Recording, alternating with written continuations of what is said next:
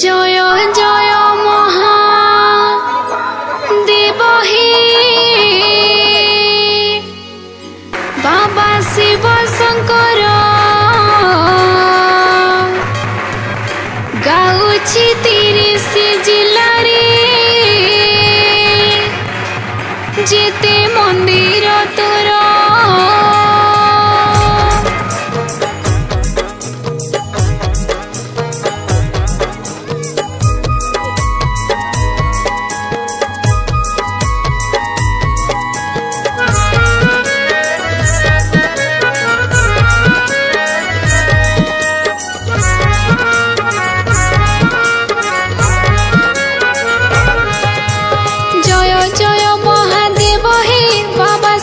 শঙ্কর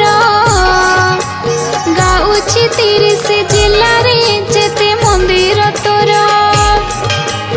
ওড়িশা মাটিরে রহিছি কেতে তুম মন্দির গোটি গোটি করে বখাণে শুণ দেই অন্তর আরু আরম্ভ করুছি মু যে জিল্লার নাম দোষ থিলে ক্ষমা দেব হে সমস্ত শুদ্ধি জন